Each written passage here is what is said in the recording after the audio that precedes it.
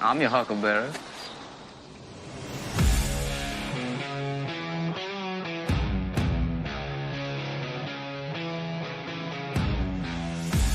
This is the Smoking Guns Podcast.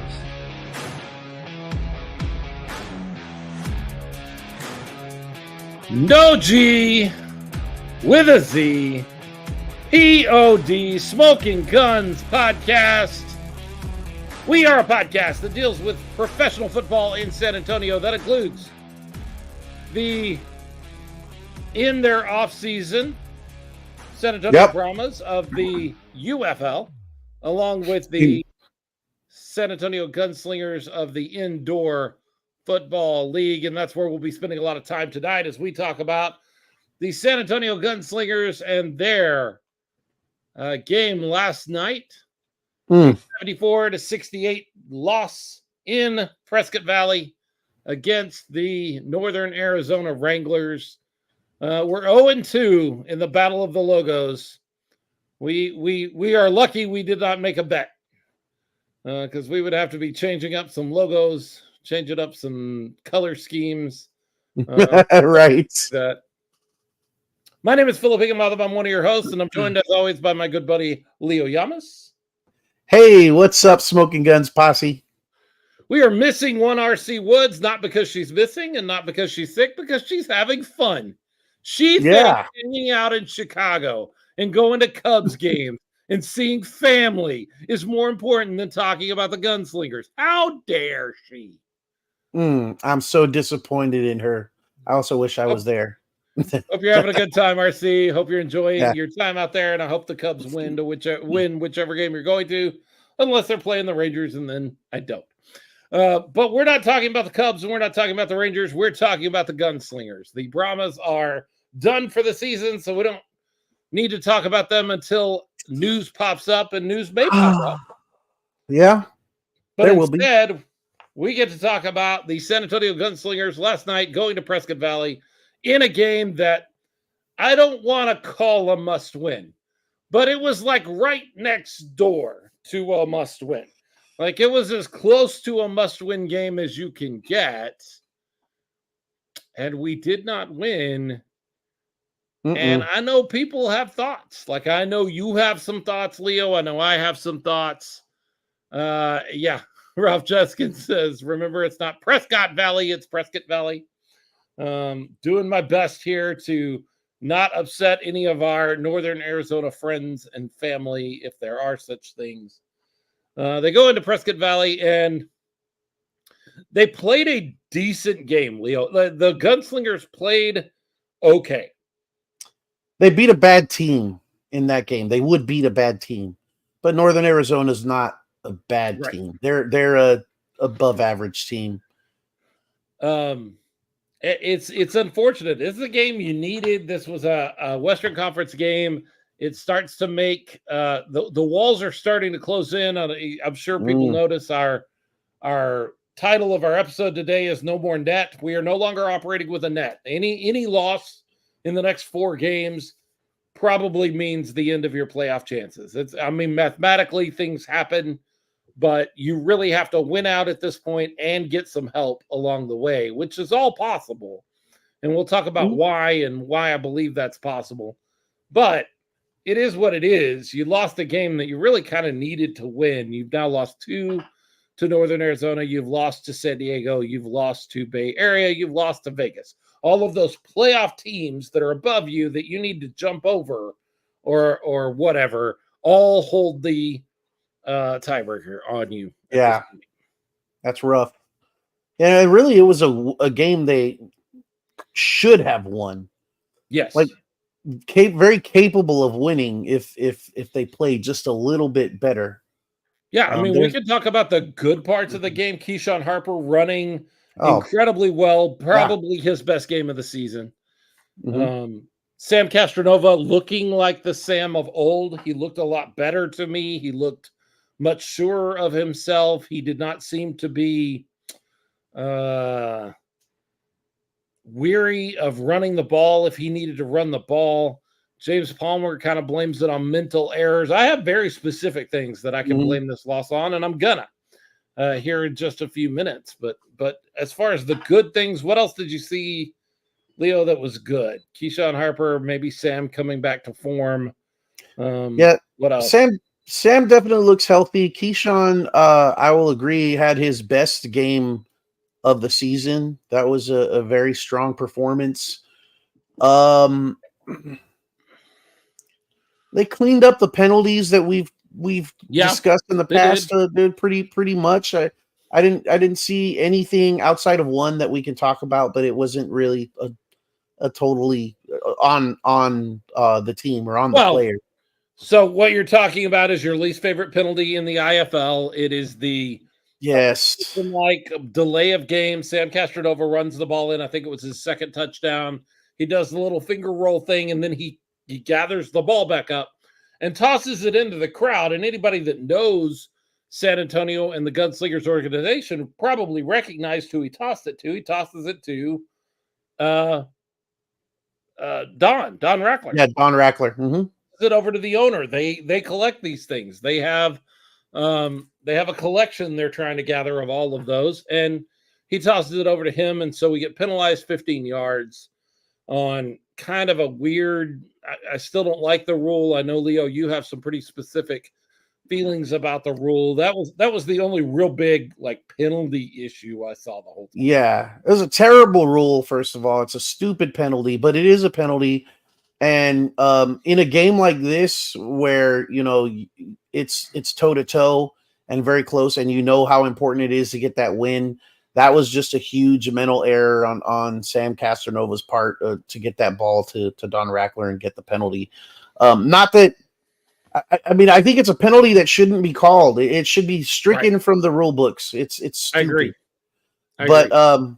But nonetheless, it is a rule, and we know that now. And I'm sure Sam knows that, or should have, and it costs a big time because they ended up missing the deuce, so that went all the way out to the 25, and then on top of that, you add the yardage for the penalty on top of that, and so the Wranglers end up getting the ball deep in Gunslinger territory on their next possession, which they did score on. So that was the only kind of penalty that I complain about. But other than that, it was a fairly clean game. I really felt like I started getting nervous. We were really in control of the game in first half until we get down to the final possession of the first half. And then, Leo, I don't know. We were so complimentary of the coaching staff last week, going for it on the road right at the end of the game, win or lose, putting it all on the line. Jason, we're going to talk about that challenge. And then at the end of the half, they opt for a field goal instead of taking one more shot from the 3-yard line. Now, look, you could go back 2 plays earlier and go, geez, why didn't Naquan Murray just barrel into the end zone, take his chances trying to score the touchdown? It's 3 yards. Instead, he sticks the ball over, clocking some time. If you're one of those people, I am too. You're looking at this in hindsight. You're looking at this because of what happened, not because of what Naquan Murray did. Naquan Murray made a decision. You can disagree with it or not, but there's nothing inherently wrong with the decision of, I'm going to get as many yards as I can, and then I'm going to save as much time as I can to give us options here at the end of the half to do whatever we need to do. In hindsight, you look at it and go, God, I wish he would have just scored the touchdown. But he made a decision, and I don't even disagree in the moment with the decision. What does kind of confuse me is why you don't take one more shot at the end zone. Look, it's the last play of the game, whether you kick the field goal or take the shot, but you're on the 3, and you've got a chance to kind of put away. Like, you already had if I remember correctly, you've already got a 1-possession lead at that point, 6 or 7 points. You can add to that lead, and you get the ball coming out of the half. Like, you have a chance to get 3 possessions up on your opponent here. I'm sorry, they only had a 4 point lead because they allowed, and this is what Jason was bringing up, the challenge for illegal defense which allowed them to retry the drop kick. That happened just before this and changed the scoring to a 4-point lead, if I remember correctly.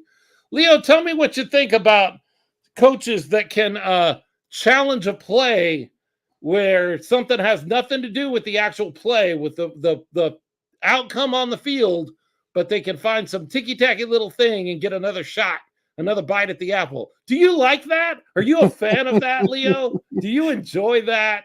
I feel like you're asking this based on my on me having voiced my opinion on this before. I hate it. I absolutely hate it. It feels so low and dirty and just icky. It doesn't belong in football. It's like and I gave an analogy to you when I was texting about this. It feels like when you're in school, like middle school, and there's that one kid that sticks his hand up and wants to just prove that he's the smartest guy in the room and everybody else was wrong. And that's what it feels like. Here's what it feels. You said that, and then I thought of the other kid. This is the kid to me. This is the same feeling as the kid who takes names when the teacher is out of the room so that he can tell the teacher who was talking while she was gone. Like that's who this is.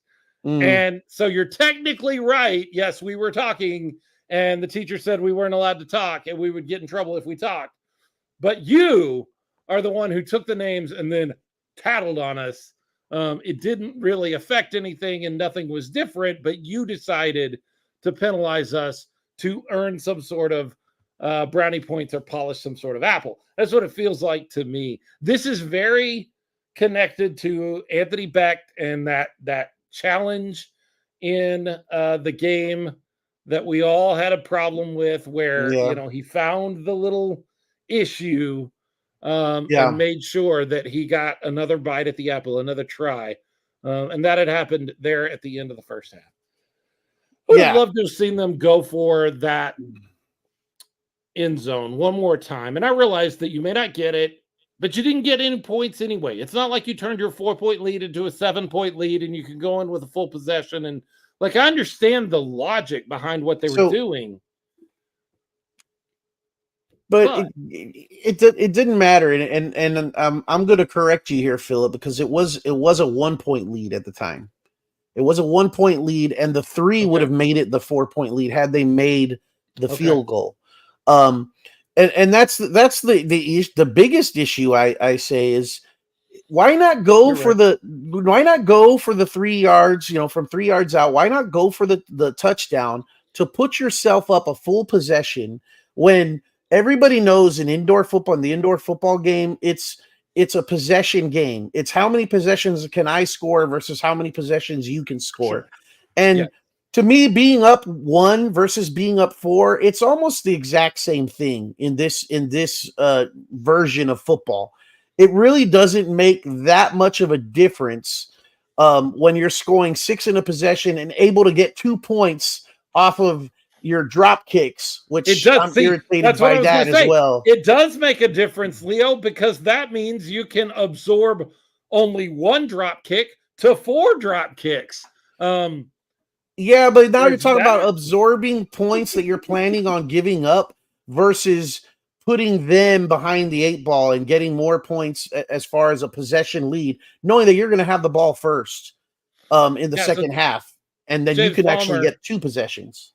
James Palmer, every time they said deuce on the drop kick, it kept throwing me off. Yeah, somebody needs to let them know that there is a thing called a deuce, and then there is 2 points scored on a drop kick, and those things are not the same, and they are not interchangeable. I will say, as far as that broadcast, just to add to that, I don't normally like criticizing, but they really irritated me. I was not crazy about this broadcast. There was a number of things that they did that just seemed not as professional as a professional broadcast should be. A little more Homer than I wanted them to be. Very Homer. They were very much on the Prescott Valley side of things. Lots of we's and hours, and like they were part of the team. And don't get me wrong, they probably are. They're probably employed by the team. I am. When we do a call on the game, Ralph and I are employed by the team, but we still, to the chagrin of the team, sometimes we've gotten notes from the team that's like, y'all could be a little more friendly to the Gunslingers. That's fair. We could be. That's absolutely right. We could be. We're not. We're trying to be right down the middle when we can, and that's okay. And you know what? Homer calls are okay too. I'm okay with the idea of a homer call. This felt a little like not terribly, not overboard, not absolutely ridiculous, but it was just a little much. It was teetering on, Missions Highlighter uses the word unprofessional. I don't know that I would use that word necessarily. I mean, I'll just say it. When you yell out "God is good" after the home team scores, I was beside myself when he said that. I was like, I don't think I've ever heard a broadcaster yell out "God is good" after any team scores. Right. It was just, I'm glad we don't have to see them again. Watch the broadcast. Done with them for the year unless we meet them in the playoffs. We'll talk about if that's a possibility a little later. So that's the end of the first half. I thought we had an opportunity there and we let it slide. And we got to do something about block kicks. 2 block kicks in the first half, 1 on an extra point, and then 1 on the field goal. Yeah. We get into the second half, and here's where we're getting killed. In this game particularly, I've got numbers. Ralph gave me numbers. We had a conversation earlier today, and Ralph gave me numbers. TC Stevens was 9 for 9 on extra points. That's really good. Perez was 7 for 9 on drop kicks. I'm using that word pretty loosely, and we're going to talk about what I mean by that. Because a drop kick is when you drop the ball. It makes contact with the playing surface, and on the rebound is kicked. That is a drop kick. A kick that is dropped and you make contact with your foot, you kick the ball before it touches the ground, is a punt. It's a punt. And there's a difference. And somebody needs to figure this difference out. I've sent an email already to Todd Falconelli. I'm not sure how you say his name. He's the head of officiating, asking for some clarification. He'll get it to me. He just hasn't yet. I sent it really late this afternoon. Been busy with some other stuff. And I do want a clarification, but I've read the rule book and I've watched a video where he specifically addresses drop kicks, and both of them are clear, but they do leave some ambiguity in the rule book, especially.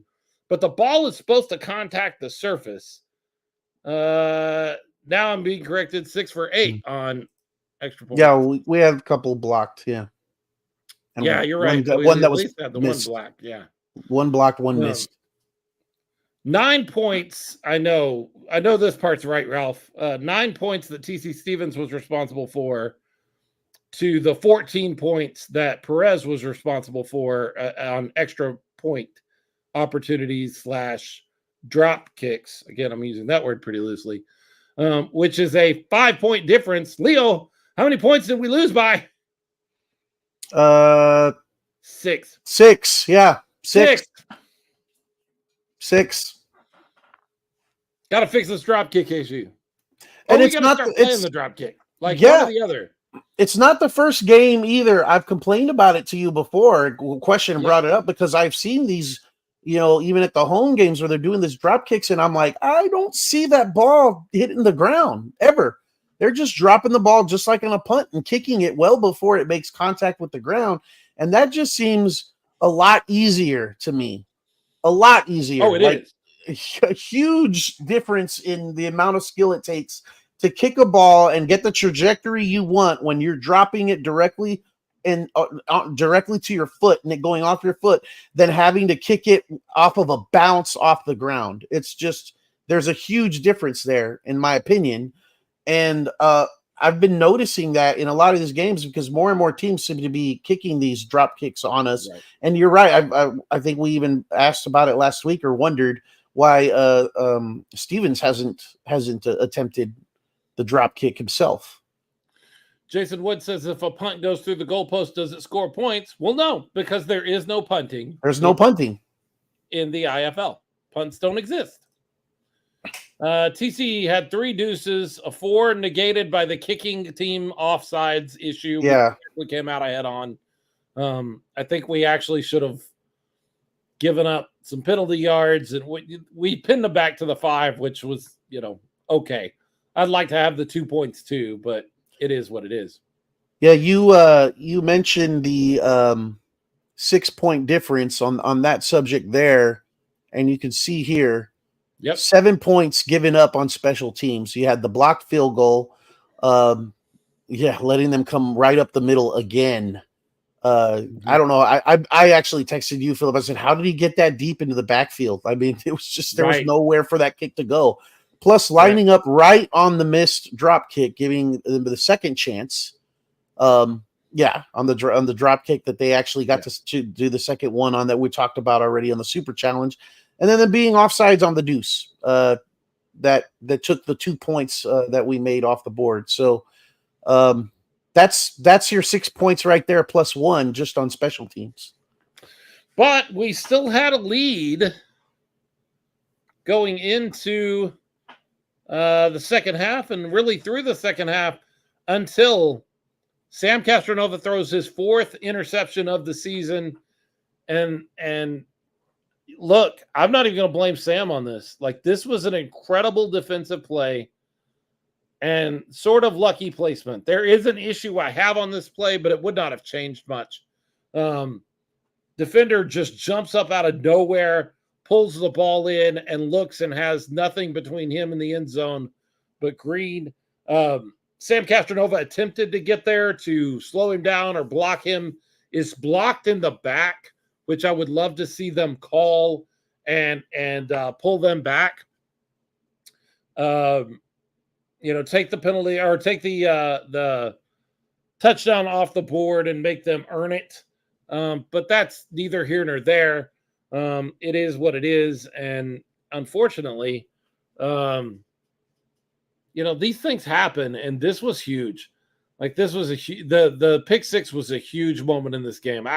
I think it is I think if I could take any one play and say I want a different outcome on that play, and I think we win, I think that's it.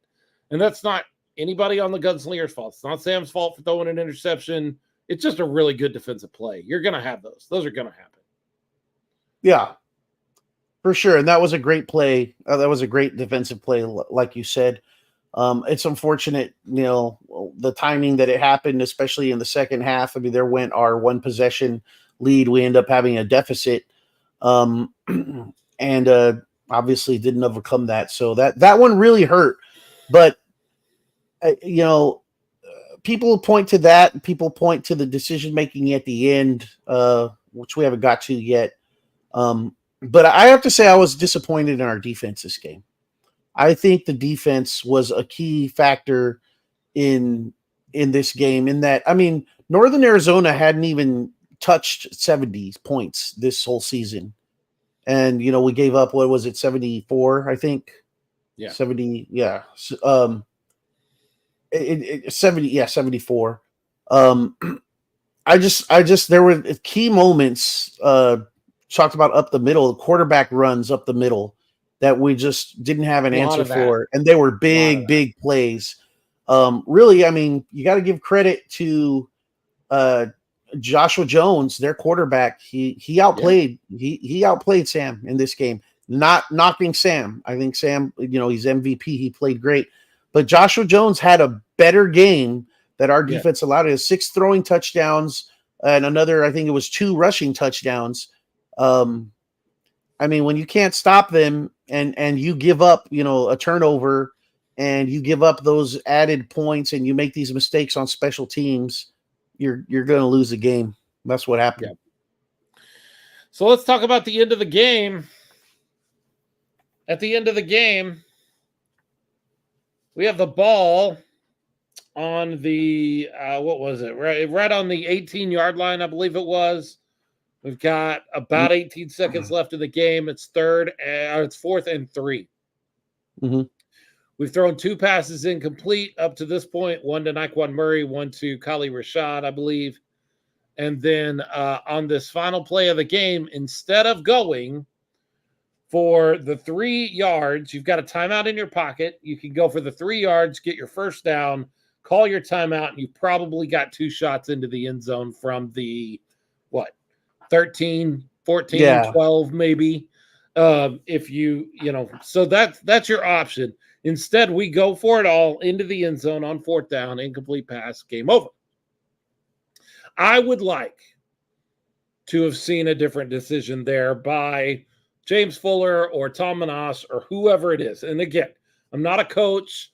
It's all hindsight. I know that when Coach hears this, he's going to get mad at me because I'm second guessing him and his coaching staff. But yeah, bud, here in this particular instance, I am. Like I'm not sure I don't think it was the right call. It's not the call I would have made.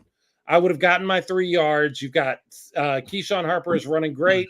You've got Sam Castronova running really well. You run one of your run options with the 2 of those, and then you've got an opportunity. You're going to get your 3 yards. I think you're going to get your 3 yards. I believe in your team and that you're going to get those 3 yards, and then you've got 2 shots into the end zone, and at least you go down. You go down swinging with your boots on. As it turns out, that's not the way it worked out. I don't know. Am I wrong, Leo? Am I missing something? Am I not thinking about something? No, I agree with you 100%. I think what we have this week is the flip side of the coin from last week's win. And you're right, Coach is going to be upset with you. He's going to be upset with the Smoking Guns podcast for questioning, won't be the questioning first the time. decision making. No, won't be the first. Won't be the last. We love you, Coach, but we love you, Coach. We do. We really like do. You. But, we understand that, but this is the flip side of that, where last week, you go for you're aggressive and you're going for the more aggressive play when you can be a little bit more conservative in this situation, just believing in your offense. And I think this is another case where he just believed in his guys and they thought they could will, the score at that point and, forget getting the first down. The clock is running out, but really, this time they did the same thing and this time it didn't work out for them. But really, there's kind of a middle ground where you can believe in your guys, but still know the situation and put yourself in the best position to win a game on the road against a playoff caliber team. And they had an opportunity there. I thought they should have gone for the first down on 3rd down on the overthrow to Naquan Murray. And that would have equated to more than 18 seconds and then another fresh set of downs. At that point, I was really, really surprised on 4th down that they did not, secure that first down. Yeah, you're going to give up 3 or 4 seconds in that play. If you're good managing the time when you're running the play, and then call the timeout, but then you have 12 seconds to run another 2 or 3 plays, and you're not worried about this is the do or die play in this situation. You have another 2 or 3 downs to get to before you get to that situation. I agree with you. I question. I would have gone for the first down. And what's crazy is Harper is running so well that if you run that option, you hand off to Harper, you might get in the end zone. Like Harper was running in such a way that he may run that ball to the end zone. He may find a way and push through guys and carry guys with him and wind up scoring your touchdown. I don't know. If you don't have that touchdown in your pocket, I totally get it. But you had the timeout in your pocket, but you had the timeout, and that's why I think we're now questioning it.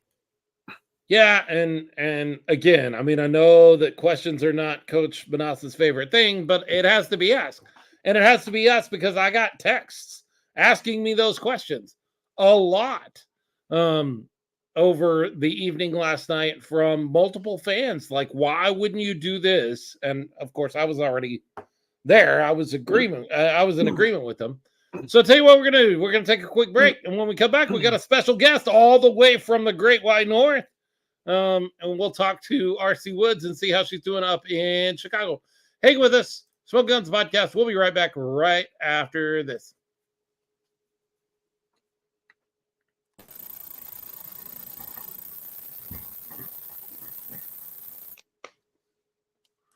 Smoke Guns Podcast, Phillip Higginbotham, Leo Yamas, and RC Woods. There you can see her there. Her audio's not really great. There's some sort of chirp on the line, so we're going to give it back to you, but let's see how well we can hear her. RC, where are you? I'm in Chicago, the Windy City. Did you go to the Cubs game yet? I sure did. Yeah, I came. Did they win? We lost 11-1. Oh, It was it was like a missions game. That hurts. yeah. Well, RC, did you have a chance to watch the Gunslinger game? I did not, but I did represent the Gunslingers in so the reason I'm here in Chicago for two reasons. First reason, from Carterwood High School, class of 87, we do a Shamrock trip. And so I have like 20 girls from high school. We all come together every 2 years, and that's why we're here.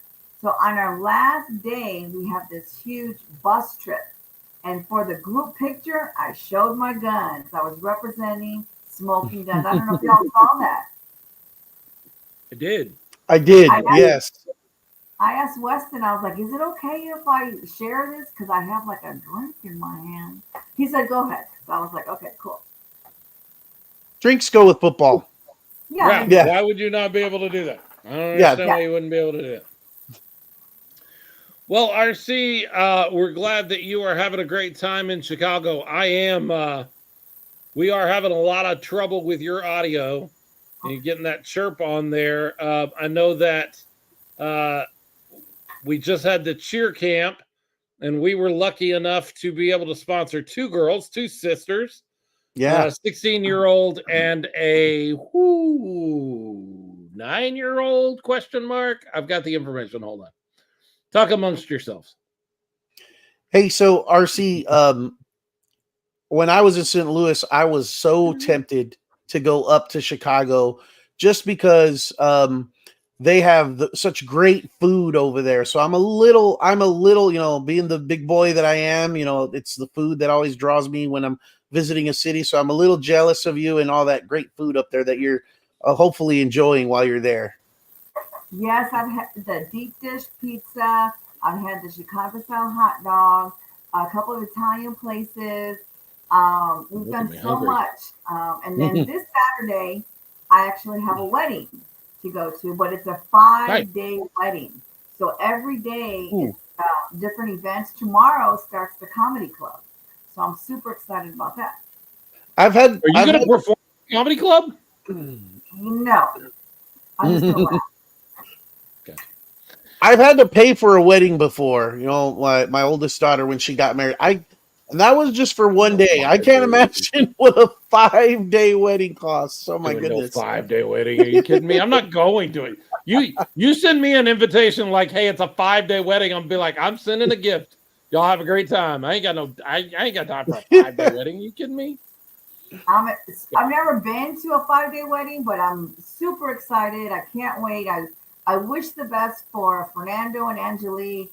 They met in grad school, fell in love, and yada, yada, yada. So I'm super excited. It's a beautiful city to get married in. Yes. You'll have to tell us all about it when you get back. I will. Well, the two sisters that we sponsored, we being the Smoking Guns podcast, were 16 and 9. We were able to sponsor them because we have incredible patrons that sponsored one, and then a special group of folks that stood up and said we'll do another one too, and we were able to send both of those girls to cheer camp. We'll get more information as that's coming. In fact, I think we're going to try to see if we can reach out to a parent, maybe not that parent, but a parent or grandparent of some girls that have enjoyed cheer camp, and maybe have them on here in a week or so and talk with them about their experience. Well, RC, we don't want to keep you from having all the fun and eating the deep dish pizza and the Chicago style hot dogs. Mm-hmm. So go do that and go enjoy. Just in case you were wondering, I don't know if you saw it or not, the Gunslingers lost last night. Yeah. 74-68. It happens. But have a good time. Enjoy Chicago. And we'll see you when you get back next week. You're with us again next week, right? Okay, cool. Thanks for popping That's Darcy in. Woods. She's popping in to spend some time with us. We got to talk about, we talked about the game. We got to talk about what it means. It means you got to win 4 straight and you got to get some help. Like the standings are not good at this point. You're at 6-6 with a 3-5 conference record. Meanwhile, Northern Arizona and San Diego, Northern Arizona, San Diego, and Arizona Rattlers all have 8 wins. So you're already now. Here's the good news: San Diego and I believe Northern Arizona both still have games against Bay Area and Vegas on their schedule. So there's opportunity there for them to fall some. We didn't get any. James Palmer says Tucson didn't do us any favors. Nobody did us any favors this week. Close games all the way around, but seeming to always go the opposite way of that we kind of needed them. But at this point, the Gunslingers have 4 games left, and they need to win all 4 and go into that window, that playoff window at 10-6, and just hope things fall right between Northern Arizona, San Diego, and the Arizona Rattlers. By the way, that Arizona Rattlers game at the end of the season, it's becoming more and more and more like that's going to be a really important game if we can hold out with these first 3 games. But we don't need to look at that game yet. We got Frisco coming in. We got Massachusetts coming in. We got to go to Tucson. Those are games in their own right that we need to be worried about at this point, right? Absolutely. And I to that point, what you just said, coming in, I mean, if you look at the schedule, since the three game winning or losing streak to start the season, there's been a pattern to the Gunslingers games with 2 wins and then 1 loss. Ever since those 3, it was 2 wins, 1 loss, 2 wins, 1 loss, 2 wins, 1 loss. And that's kind of how things have been going. We have not been able to get a win streak of more than 2 games all season. But you know what else hasn't happened all season?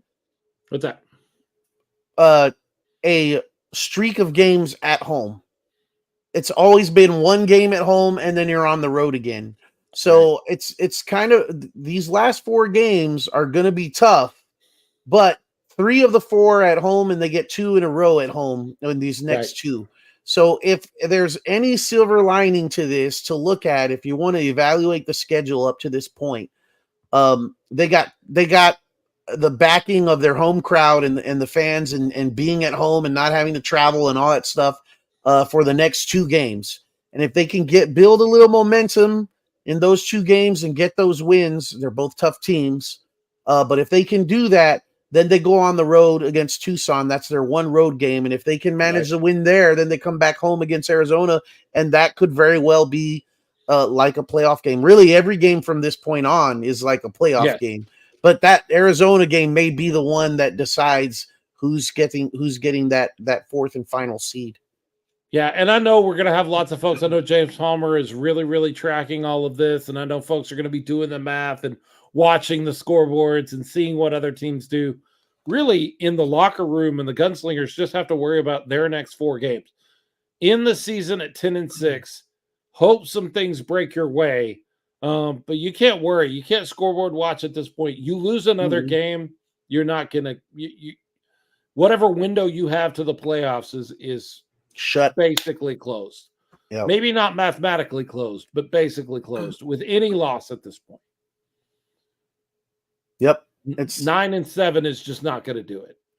It's time to circle the wagons, as they say. And, these last 4 games are huge. This homestand, we finally get a homestand.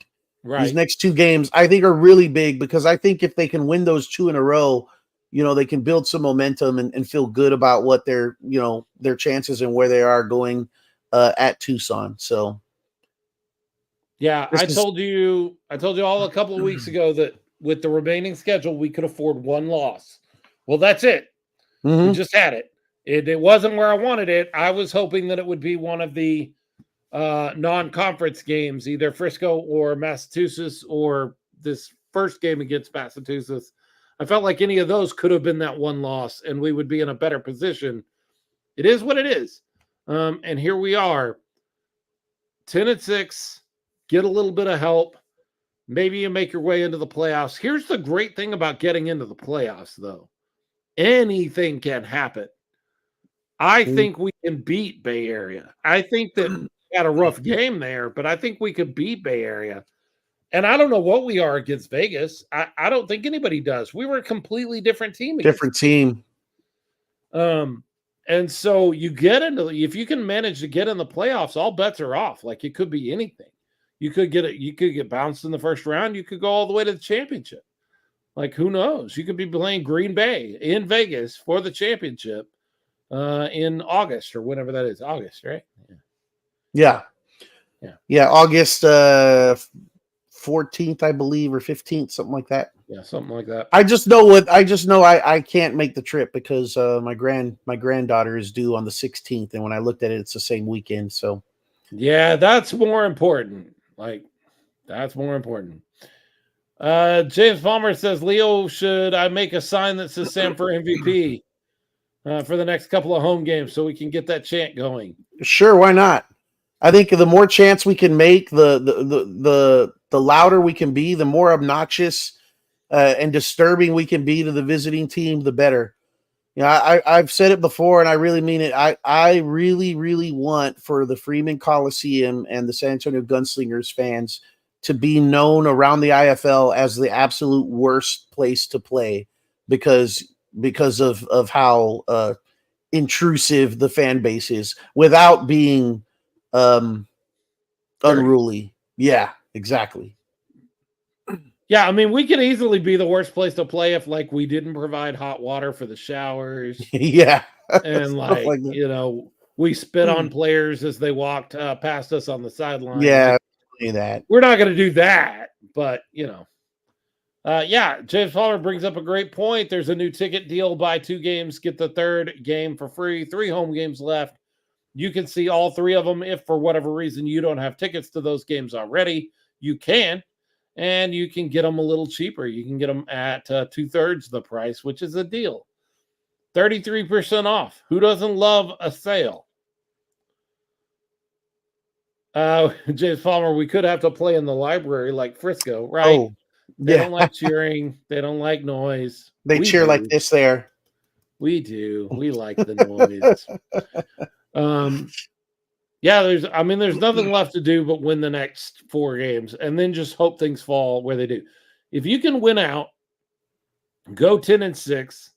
I know a couple of weeks ago we talked about how the playoffs are nothing, but a 10-6 record for your first year in a new league is pretty good. Not bad. But 9-7 is not, in my opinion. Like, I'll be really honest with you. I'm okay with 10-6 and missing the playoffs. I don't love it.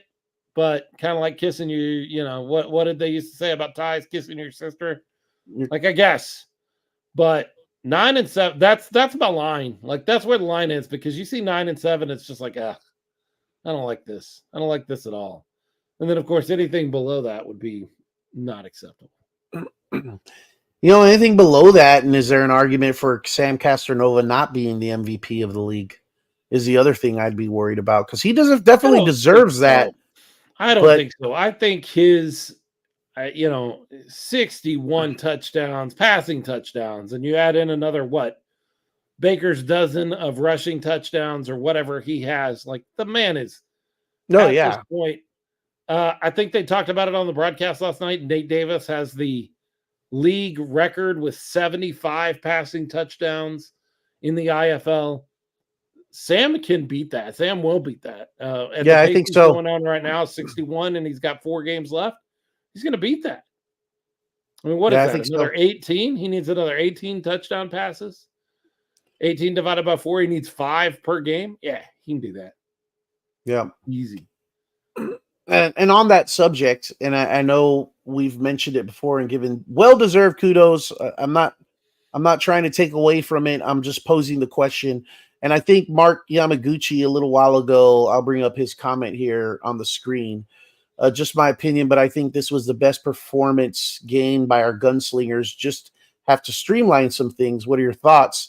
I get the feeling that he's saying that because of how well-rounded the offense was and how we kind of had things clicking in the running game and the passing game looked good. And it was just a couple of mental things here. We gave up some points on special teams. I mean, we've already talked about all of that. But do you think as good, no, not usually. you know where I'm going?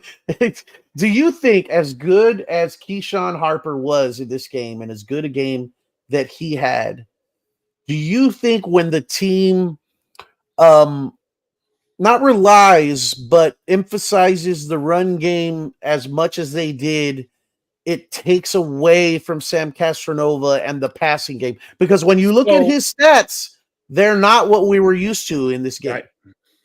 So numbers wise, Keyshawn Harper running better is good for your team.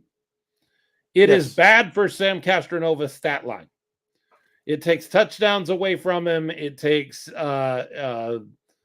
it does. It affected his. Go look at his stats. His stats don't look like any other game all season long.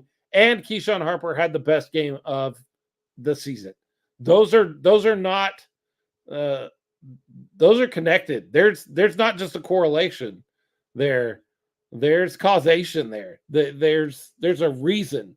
Because Sam doesn't have to do as much when Keyshawn Harper is running as well as he was running. Like that's the old argument. That the big argument about the Dallas Cowboys in the 90s. Yes, I'm going to bring it back to the Cowboys because I always do. The biggest argument about the Cowboys in the 90s is Emmitt Smith or Troy Aikman really Hall of Famers, or are they just on the same team together? If you take either one of those guys and take them away from the other, are they the same player?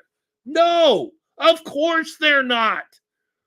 They make each other better. They allow they pick up where the other guy leaves off. Now, what does that mean? That means Troy Aikman could have been in Kansas City and could have had Dan Marino kind of numbers because he was that good a passer. He had a huge arm and it was incredibly accurate. He could have been another Dan Marino. His numbers aren't anywhere near Dan Marino.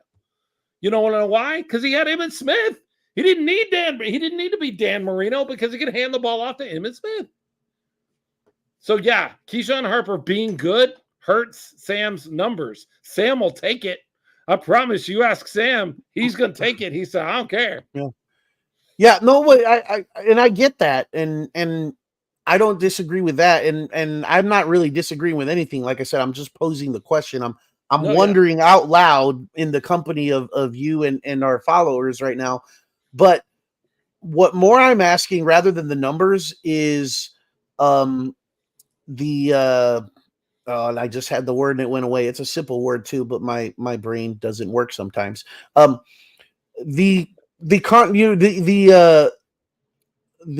passing game, there's that cohesiveness, the rhythm between him and his receivers, because like in that last drive, we saw him overthrow a receiver, and we saw him throw behind another receiver in coverage. You know, it just seemed like they weren't quite as in sync as they have been late in the game at other times. And could that be a product of them relying heavier on the run than just going full bore, full stream ahead with that passing game all game long? Maybe so. I sure would have liked to have seen them lean on Keyshawn Harper one more time in the game and see what he could have done on third or fourth down. James Palmer pointing out that Sam has 2,360 yards, 55 touchdowns, and 16 rushing touchdowns, according to the IFL website. What is missing there, I believe, James Palmer, is the Massachusetts game. While they finally uploaded stats, I do not believe those stats have been counted into the season stats for players. That is why I am quoting 61 passing touchdowns, whereas the website says 55. Kevin Lewis brings up a great point. We don't care about numbers. We don't care about MVP trophies. We want wins, and that is the truth. And Sam will tell you the same thing. Like Sam would love to be the MVP of the league. But if you gave him a choice right now and said, I'll make you the MVP of the league, or I'll put you in the playoffs and give you an opportunity to win the championship, you can only have one. He's taking a playoff shot. I guarantee it. That's the kind of competitor he is, and he's not going to take that away from everybody else. He's not I don't know, Chase Garbers. He's not that kind of guy. No. It is what it is. You can't lose anymore, and they know that. Yep. Like we're not telling the players or the coaches or ownership anything they don't know. They realize that they're operating without a net at this point. And it means it's funny. I wrote that earlier today that our title of our show would be No More Nets. And I'm like, somebody's going to get on to me. Like, what is this? The IFL moving from the NAL to the IFL? We don't have rebound nets anymore. That's true. But we're operating without the net. We no longer have the fail safe of, well, we can lose one game and still mathematically things are okay. You don't have that anymore. It is what it is. Well, we're going to take one more break. When we come back, we're going to do our favorite part of the night. It's Bullseye and Bull Spit. You're like, hey, it's really early. Yeah, it is, but we don't have like half of our show anymore because the Brahmas don't play anymore. So we get to spend our time concentrating on the Gunslingers, and we get to get out of here a little early and let you guys go back to your lives a little early. We're going to take one more break. When we come back, it's Bull Spit and Bullseye. Your favorite part and your least favorite part of San Antonio football this week. It'll all be Gunslingers related, I think, or it should be. Stick with us. Smoke Guns Podcast. We'll be right back right after this.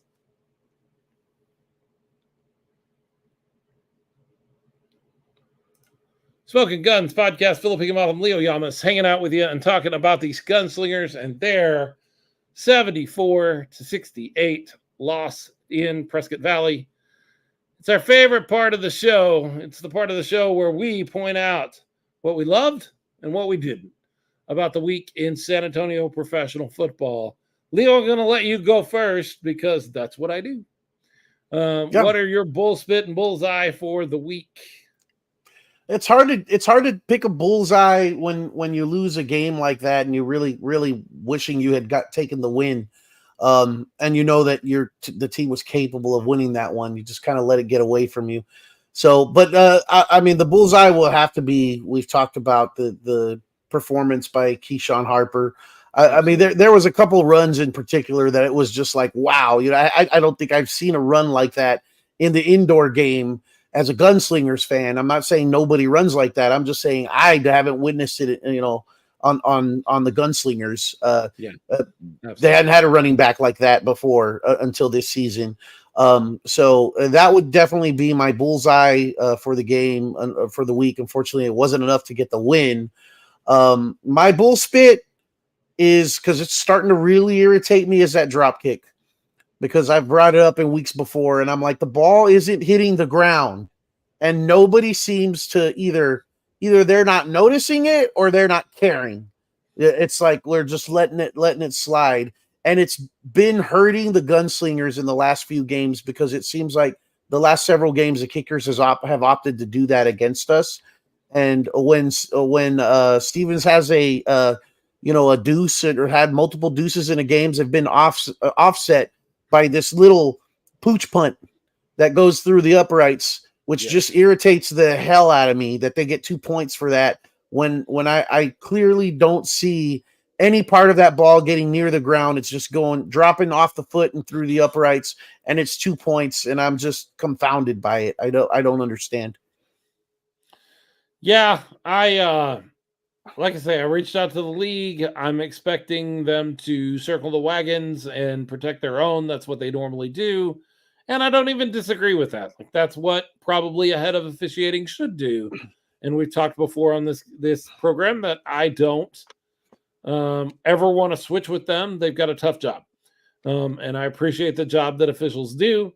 But yeah, I think you're right. I think if it's not touching the ground, the difference is significant. Big time. Big, which is what significant means. So I shouldn't say it that way. But it's significant. The ball touching the ground makes lots of things come into play that do not come into play if you're just dropping it on the toe of your foot and kicking it through the uprights.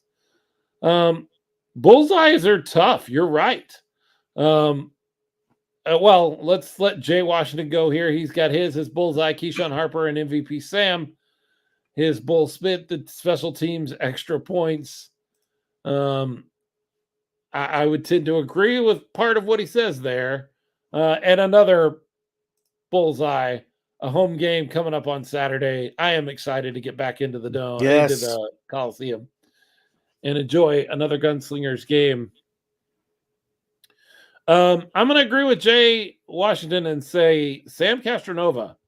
I realized he threw an interception that ended up being a pick six. I realized that it was kind of the turning point of the game. I don't blame Sam for that, and Sam looked better. He looked like he was physically more confident and was well. And if you're going to win the next 4 games and make a push for the playoffs, you've got to have a healthy Sam Castronova, and he looked better. I don't know that he's 100%, and we don't know that anything was really wrong with him. We've bandied about, and I've never gotten a clear answer from anybody, and I shouldn't. They don't want to give that information, and I understand they're not required by the league to do so. So they're not going to give that information, but he hasn't looked confident or he just hasn't looked 100% in previous weeks. This week, I think he did. Like he looked better. He looked more confident. He was running more than he usually or than he has been doing in the past few weeks. He trucked the guy. Mm-hmm. Yeah. He wasn't, gingerly getting tackled. It felt like when he saw contact coming, he would kind of brace himself for it. I didn't see that this time around. And so that makes me feel good. If you've got to win the next 4 games, I want a healthy Sam Castronova to do that. And so that would be my bullseye. My bull spit is, I'm sorry, it just is what it is. It's the call there at the end to go to the end zone instead of going for the first down, using your timeout and taking 2 shots. It's the better way. It's I don't know. I'm not a coach. I just talk about them and make them mad at me on the internet. But I just don't see any value. The only way I can justify the call, and Leo, I didn't even bring this up because it's just one of those things that there's no way you're playing the game that way. Is it possible they got in their own head a little bit and they said, everybody expects us to go for 3 yards to get the first down, so let's take a shot at the end zone and put this thing away? Mm-hmm. I mean, that's the only sort of mentality I can come up with that allows me to make sense of that. And if that's the way you're playing, I don't like that. I don't love that. Mm-hmm. It's too much of a gamble. We talked about the gamble last week and how much we loved the gamble of going for 2 instead of kicking the extra point. I like that gamble. This one was, if that's the case, this would be too much of a gamble for me. Alex McSwain checking in his bullseye. He finally picked up a Wolverine jersey. Nice. I was wearing mine yesterday. That's why I'm not wearing it today. We actually got on today, and I saw Leo in his Deadpool, and I was like, I should have worn Wolverine. That would have been perfect. We would have been.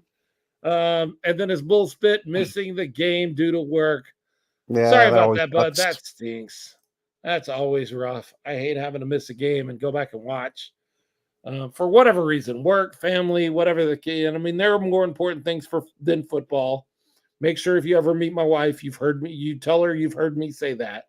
There are more important things than football. Not a lot, but there are more important things than football. It's high on the list. It's up there. But it's not at the top of the list. And so when you have to be behind on a game and Leo is texting you, we've gotten into a pattern, Leo and I, because we've run across this a couple of times, that our first question now is, are you watching live? Are you and I in the same basic area of this game where we can talk about this before we bring anything up? No spoilers. Yeah, because we don't want to spoil anything. It is what it is. And missing the game due to work, that stinks. I hope you got a chance to go back and watch it and enjoy what there was to enjoy. It wasn't all bad. The end was bad, but it wasn't all bad. It was a good game. It was a game worth watching. And Northern Arizona is a good team. Like, we didn't do that against Duke City. We didn't do that against Tucson. We didn't spit the bit against, I found another interesting thing, Leo, that I'm not sure What's how I that? feel. The scheduling, and I know I've complained about this before, the scheduling in the IFL is so weird. Yeah. Northern Arizona plays 15 of its 16 games against Western Conference opponents. What? They only have one game that is an Eastern Conference game. Wow. That's San crazy. Diego only has two. We have had more than that. Oh yeah, a lot more. And actually that's set up to our benefit, I guess. It is kind of odd that all our Eastern Conference opponents are playoff Eastern Conference teams. The top teams. Yeah. It's Massachusetts twice. It's Frisco 3 times. It's rough. I mean, it's rough.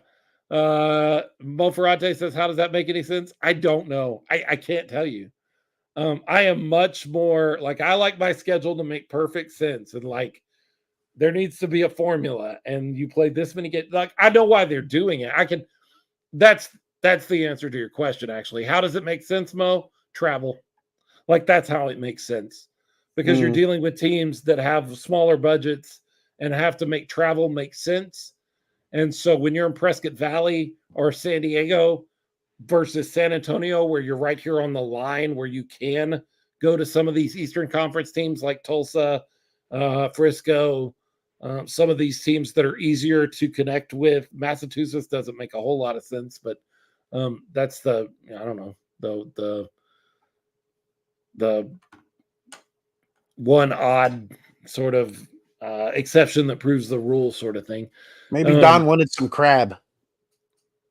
Maybe he requested that one game. I don't know. That is kind of a strange one. But that's the only way I can make it make sense, is that it's a travel issue. Yeah. Alex McSween says, I just joined the broadcast about 10 minutes ago, so I'm not sure if I missed or not. But in that home opener, the Gunslingers were talking about a wideout game. Any word on if that theme is coming back? I don't have that. If that ends up being the case, we will certainly make sure you guys know about it. But I did notice one little uniform thing that I had not noticed any other time. They put a C on Sam Castronova's chest up on they gave him a little star Captain badge with a captain C on it. It's kind of cool. Ralph Judkins, not so fun fact. San Antonio has the second most miles travel in the league. Jacksonville is first, for what it's worth. That's interesting. The new came in. New kids on the block have to let them lug themselves around the country. Yeah, interesting. Now, on the subject of the whiteout game, I remember them saying that they were going to still have it, and I don't remember what date they said early on in the season. I do know that the reason why they had moved it up was because of a uniform issue at the time. Right. So they were just going to take advantage of that. So we'll do the whiteout game now. But that got corrected before, some things happened that they weren't sure weren't going to happen, and some uniform issues got worked out. And so that's why we're just going to push it back to the regularly scheduled whiteout game. But I don't recall what the schedule was. So we'll have to ask on that. The 29th, this week coming up, is Faith and Family Night. The 6th, which is 2 weeks from now, the Massachusetts game, is First Responders. Yeah, so those are your and then that final game in Arizona, or against Arizona, not in Arizona. The final game against Arizona is senior night, right? Isn't that what you do at the last home game of the year? It's senior night, where all the seniors bring their parents on the field and. Okay. It's a high school football thing. It's always senior night, family night, parents night, whatever you want to call it, senior night. So that is what it is. No more net. 4 straight wins. That's it. It's real easy. Like, from our perspective, it's really easy. You just got to win games. Yep. Doesn't matter if it's pretty. You just got to come out in the W column, as opposed to James Palmer says senior night should be players becoming a veteran in the league. I was just talking with somebody earlier this week about this. And if the veteran rule does not change, we're going to be very glad that we have an absolute mastermind of working that veteran rule next year, because a lot of our guys that Sam Castronova matures into what is a veteran next year. We have a lot of that is going to mature into what they call a veteran. And if that veteran rule doesn't change, and it's a possibility that it will, but if that veteran rule doesn't change, we're going to have to really work to keep some of these guys around. Sam's not going anywhere if he doesn't want to. Yeah. But it's going to be tough. It's going to be a little tougher to field the same kind of team. Quarterbacks, kickers, and players that have been with an organization for longer than 3 years or 3 years or more, I don't think should count against the veteran rule. That's just my 2 cents. I like that. Like, you want the best quarterbacks in your league. Obviously, you want them to play in places that. So I like that. Kickers, and that's where James Palmer goes. He says, "Hey, we might have to get a new kicker." I'd hate to see that, but kickers I don't think should count. We've talked about that here on the show before. It's just kind of a wasted spot to use a guy like TC in one of your veteran spots. It kind of hurts you. And then I love the idea, Leo, of guys that have been tenured into one organization. They don't count. If you've had Kali Rashad for 4 years and he's a veteran now, but all 4 of those years have been with this organization, then he's grandfathered in. That doesn't count. That you could actually call it the grandfather rule. I love it. And you hit the nail on the head. Obviously, I'm biased, and I say that with Kali Rashad in mind, but that should be something that every team wants. When you have players that have established and been around an organization and been around a city and a fan base for that long, that kind of tenure, you build relationships and you build loyalties, and that brings more fans and puts seats in butts in seats and stuff like that. You have that the seats and butts, that there's that bond between the fan base and the team, and that's good for the league. The league should want that, and if they keep this veteran rule the way it is, they're making that really, really difficult. It's not a good thing. Mark Yamaguchi says the veteran rule really needs to change, period. I don't disagree with you, but and James Palmer says he doesn't hate the rule, it just needs to be modified. I'm going to go back to Mark here and say I don't disagree with you, Mark. I don't like it. I think it should be changed. Mm-hmm. But I will tell you that the commissioner of the league is a big fan of it. Mm-hmm. He really thinks that it helps with the parity in the league. And so I can't imagine that without it's not going to just wholesale go away. I kind of wish it would. But I don't think that's going to happen. Jay Washington, agree, Leo. Plus, it helps with promotional content and sponsorships. That's a big, big point. Mm-hmm. I would hate to see Kali Rashad, a guy like Kali Rashad, or anybody comparable around the league. That's our guy, but there's other guys in other teams that are the same kind of guys.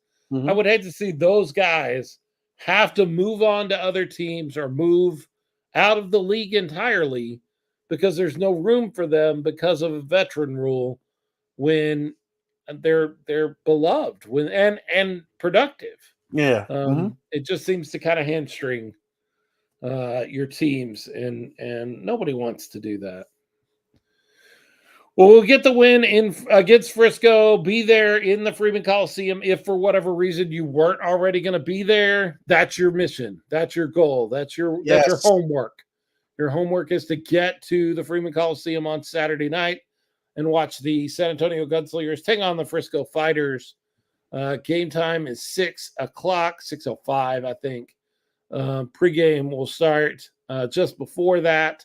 It's Faith and Family Night. Bring your family. Bring your church. Bring your church group. Call a buddy from your church group right now. Just don't go ahead and watch the rest of the show. Our patrons love you, and we love you guys, and we're very supportive, and they're very happy that you're watching the show, but they'll understand if you don't listen to their name read out and you go call your buddy right now and tell him, hey, you're coming with me on Saturday to the game. What do you got, Leo? Yeah, I want to add to that. If you can't make the game for whatever reason, give your tickets to somebody that you think will have a great time. And not only that, but will look at this and go, I want to come to more games. I want to buy more tickets. So give it to someone that you think is a prospective fan of football. I got to give kudos to Greg and Kim Nelson. Just an example here. They're great people. We know that they're the table next to us in the end zone, the party zone. They're not going to be able to make the game this weekend. Greg reached out to me after checking with some family first. Family's always first. But after checking with them, they weren't going to be able to make it. He reached out to me and he said, that couple that traveled with you to the Brahmas game in St. Louis, Elizabeth and Josh Clayton. He's like, Clayton, yeah, I have these 2 tickets to the Frisco Fighters game on June 29th. And, I think they'd be great to come out and check out the game from our view at the table in the end zone where it's rowdy and loud. And this could really sell them as prospective, long-term fans.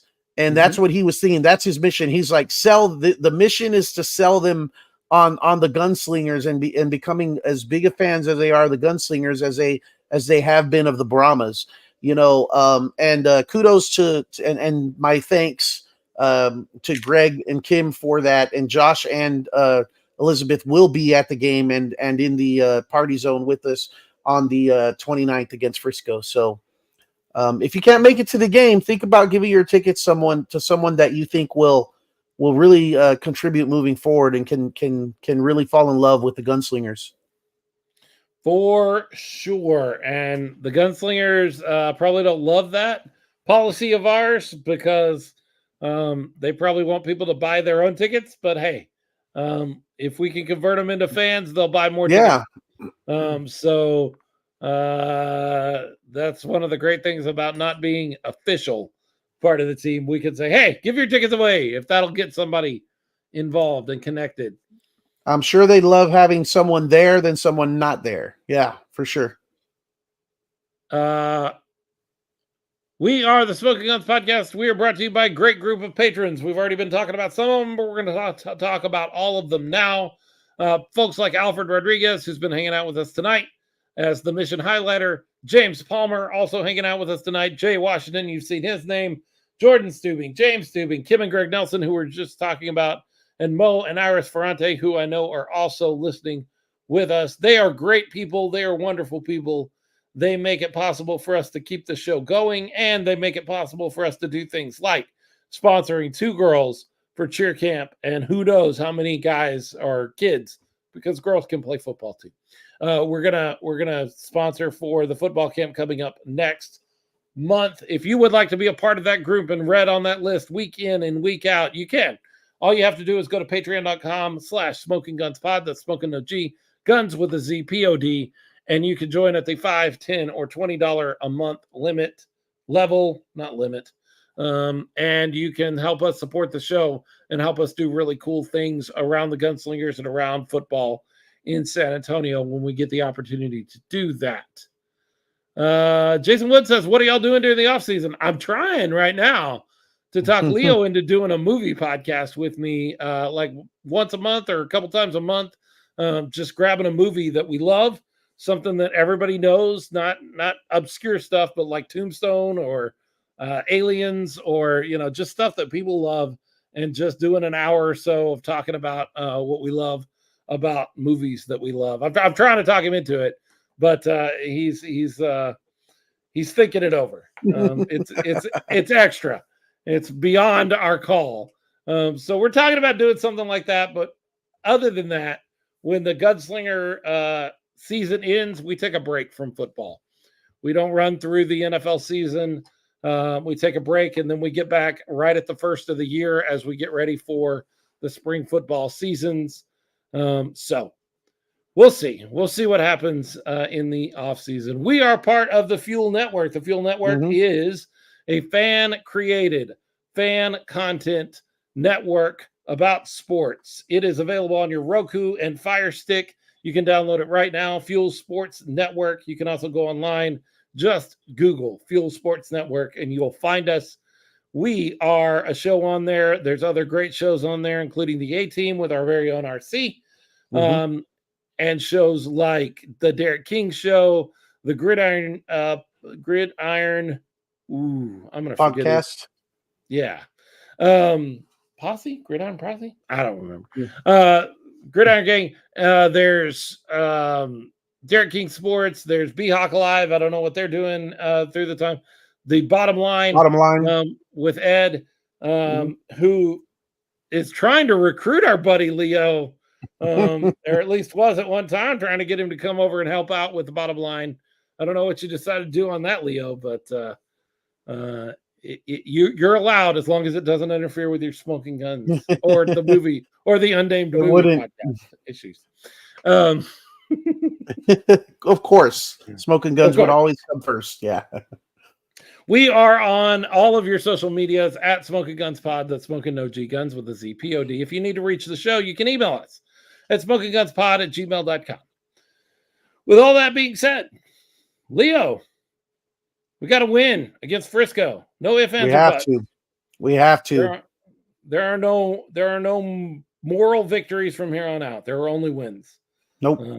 Do or do not. There is no try. It's a movie quote. Yes. A very famous one. Yeah.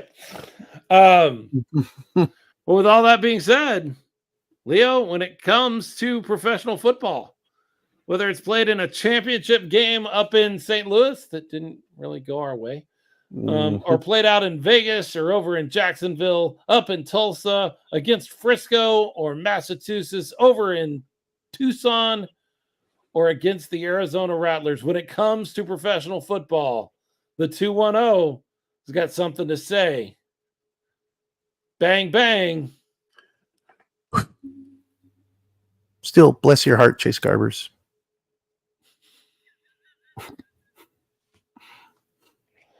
And there we go. Thanks so much for hanging out with us, those of you that are with us. Coach Q, just jumping on right there at the end. Good to see you. Hey, Coach Q. Q&O. Q&O. Yeah, James, could you even call that a game? No, you couldn't. I don't know if you saw Loli's post. She posted on Facebook. She said, I wish I could turn the game off, but I'm at the game, so there's no possible way to do that. Right. Yeah. Well, folks, make sure you download the episode tomorrow or tonight, actually. I've started putting them out the night before. I'm not even scheduling them anymore. I'm just putting them up as soon as I get them edited. So make sure you download it and be a part of that. And reach out to Leo and nudge him and be like, you need to do this movie podcast thing. It sounds pretty cool. And we can have fun with a movie podcast. I got a good buddy of mine that I've tried to talk for a couple of years, into doing a movie podcast with me, and he won't do it. And I talked to him just the other day, and I was like, I'm moving on. I'm asking other people at this point. And he's like, yeah, you should. And then he said, man, if you could get Leo, because he listens to the show. I think he listens after the fact. But he listens to the show, and he's go, if you get Leo to do it, that'd be really cool. And I'm like, that's who I'm talking about. That's who I've gone to. I'm just going to get Leo to do the show with me. James Palmer's like, I'll do it. It'd be fun. Yeah. We could absolutely have some of our Smoking Guns posse. I know Jordan Stubing is all about like jumping on. James Palmer sounds like he's game. We could always pull people in and just our favorite movies. And when we run out of them, like, which I don't think would ever happen with me. No. Like, I'm not gonna run out. Already got a running list. I think we start with Tombstone. I think that's the automatic like tie-in is like Smoking Guns right into Tombstone. Mm-hmm. Lois says Leo's just trying to stay afloat right now. We're talking about the season, though. We're talking about the NFL season, which is the only negative is like I've already losing. Like football is on. I've got Thursday night, Friday night with high school football. Saturday is college. Sunday, Monday, NFL. So we'd have to do it on like Tuesday. It'd have to be like once a month or twice a month. We couldn't do every week. I'm not doing that. That's crazy. Yeah. That's crazy. The nice thing about it, Leo, this is so inside baseball for the people that are still listening, but the nice thing about it is we could actually cut like 2 episodes at one time. Oh, yeah. Because we could just, do an hour on Tombstone and then do an hour on Top Gun, and then we release them on a schedule, and that covers the month, but it's just one night out of the month for us, and it gets us 2 episodes. So that's a good idea too, actually. Yeah. There you Just go. got to make time to watch the 2 movies, which I don't have a problem with that. Yeah, you do have to sit down and watch the movies and take some notes and be like, Yeah. what do I love about this? What is this movie doing? So all that kind of stuff. Not something, by the way, folks, I think we would do live. I think we would record those and then put them out as a real podcast. I don't think I would do it live. Maybe, I don't know. There's a lot of people that would love to talk about Tombstone with us. That's something we got to discuss. Anyway, I'm dreaming right now. Mama always said, yeah. We can do Forrest. Forrest would be a great one. I've got a lot of opinions on Forrest Gump. People hate Forrest Gump. Like, there are people now that absolutely think it's a terrible movie. It's not as good as it was in the 90s, like everybody talking about it being one of the greatest movies of all time. It's not that, but it's not terrible either. It's a good movie. It's decent. It's okay. There's some definite memorable moments from it and things and quotes. Yeah. When people are quoting a movie,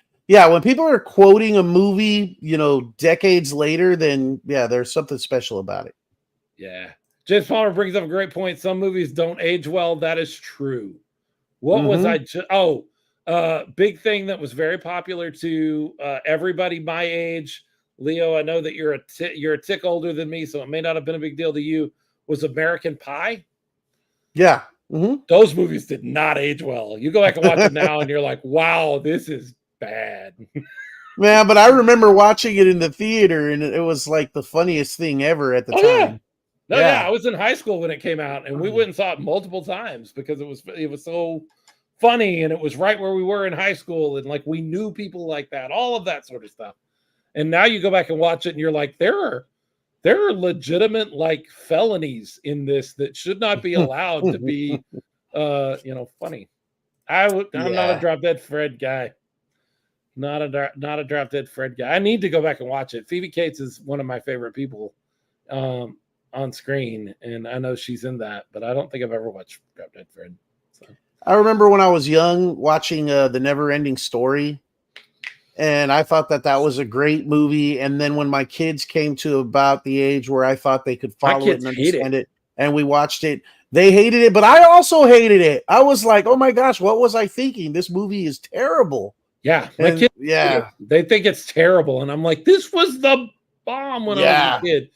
But now you go back and watch it, and you're like, I don't know what I really loved about this. What did I see in this? It's very slow, and it doesn't really make a lot of sense. And but there's great. Like, we could do a solid 2 episodes a month, all the way through a football season, and not run out of movies. Jurassic Park is one. T2. Like, there are great movies, just great movies.